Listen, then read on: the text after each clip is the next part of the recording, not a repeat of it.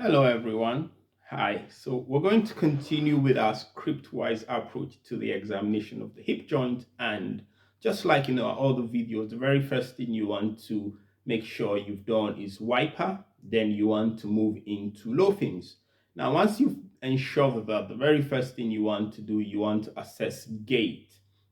And gait, like in my other videos, is you're going to ask the patient to walk 10 steps away from you and 10 steps back to you. And then you're assessing various things, various abnormalities.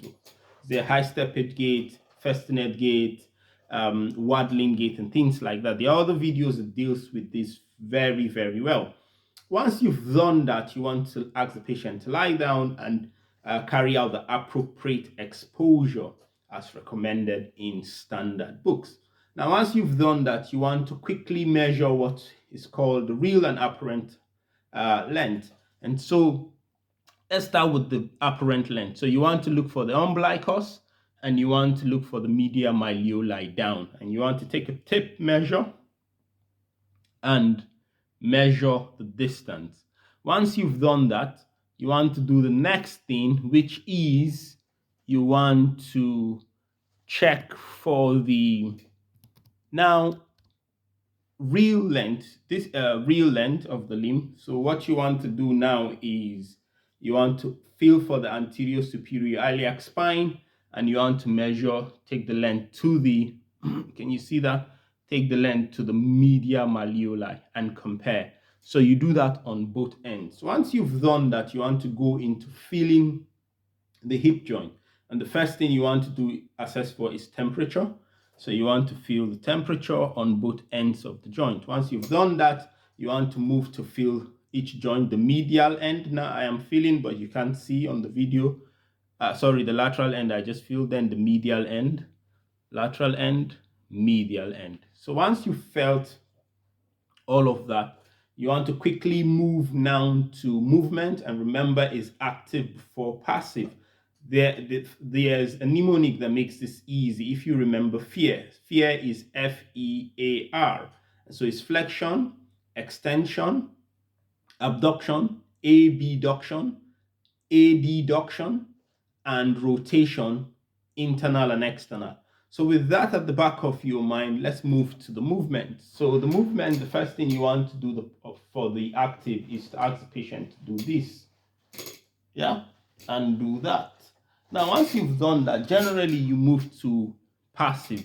Now, you want to do the same movement, flexion. So let's assume this is the hip joint. You want to do that is the knee joint. You want to flex for the patient while you're feeling on the hip joint for crepitus or any abnormality. And then you want to do the same thing, hip, that's the knee here, where my finger is, and then you're feeling for that. The next thing you want to assess is, remember, is extension, but you do that at the tail end because you need to flip the patient over.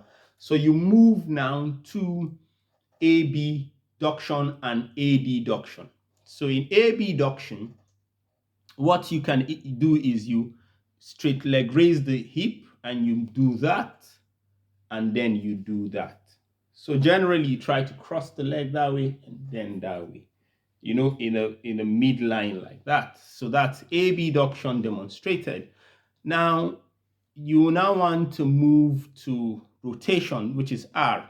So the same thing, you want to flex knee and hip and ankle while you're like this. You want to do that movement, and then you want to do that movement, yeah, in a rotatory manner. And you want to do on both ends. So flex hip, flex knee, bend knee. You want to do that movement, and you want to do that movement. So that does rotation. The next thing you want to go on to do is you want to demonstrate extension. So you want to flip the patient over. Can you see it's the fore part now? And then you want to do this. Yeah? So that's extension, hip extension, hip extension. So once you've done hip extension, that should complete the movements that you need to demonstrate. You now move to special test. And there are two things to remember. The special test is T and T. If you remember the American company, A, T, and T. So T is Thomas's test, and the other T is Trendelenburg test. So these two tests. So how do you test for the Thomas's test?